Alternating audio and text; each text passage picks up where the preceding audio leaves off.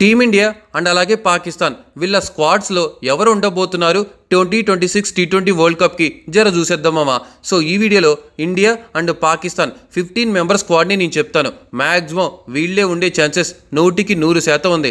So first thing అయితే team India squad చూద్దాం. ఇంకా టీ20 వరల్డ్ కప్కి అయితే టీమిండియా గట్టిగానే ప్లాన్ చేశారు పకడ్బందీగా.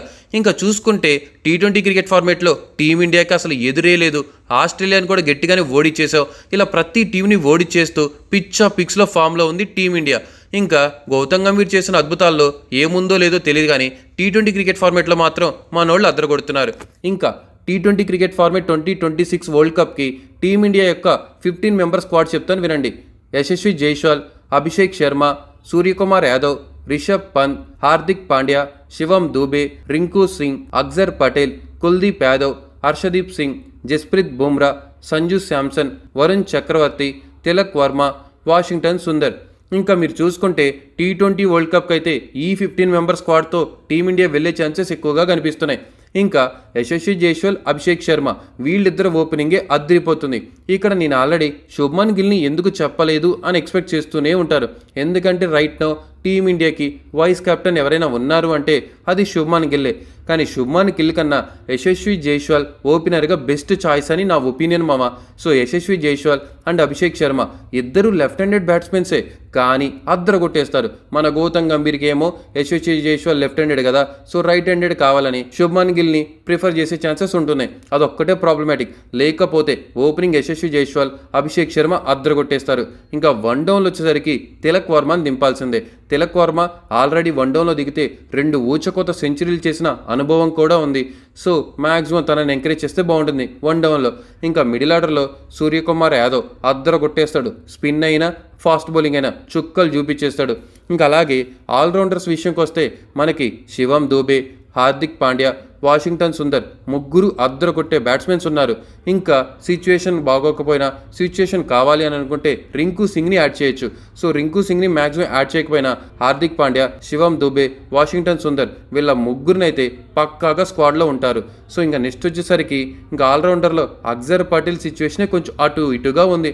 ఇంకా అక్సర్ పటేల్ ప్లేస్లో వాషింగ్టన్ సుందర్ ఉంచుతారా లేక వాషింగ్టన్ సుందర్ ప్లేస్లో అక్సర్ పటేల్నా అనేది వాళ్ళిద్దరి మధ్యలోనే షిఫిల్ అవుతుంది. శివం దూబే, హార్దిక్ పాండ్యా ఆల్రౌండర్గా కన్ఫర్మ్.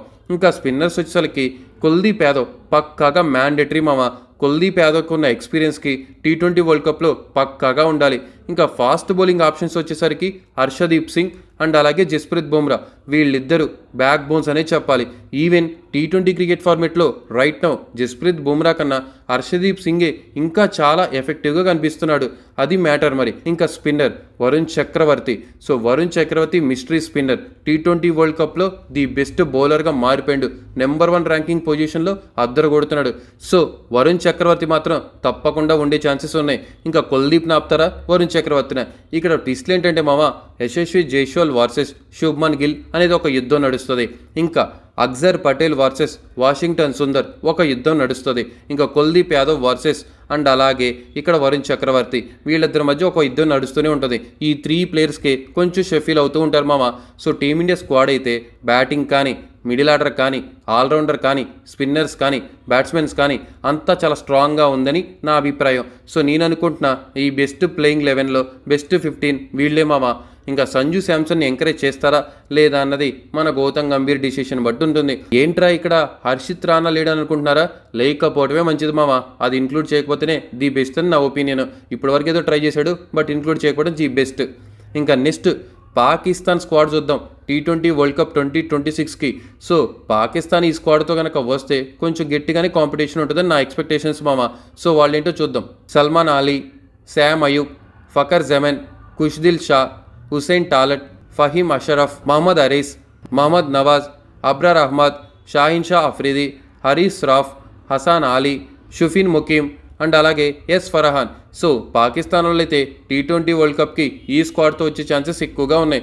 ఇంకా ఇందులో మీరు గమనిస్తే మహమ్మద్ రిజ్వాన్ అండ్ బాబర్ అజమ్ని ఇంక్లూడ్ చేయలేదు మామ. ఎందుకంటే పాకిస్తాన్ వాళ్ళు మన ఏషియా కప్కి సెలెక్ట్ చేయలేదు.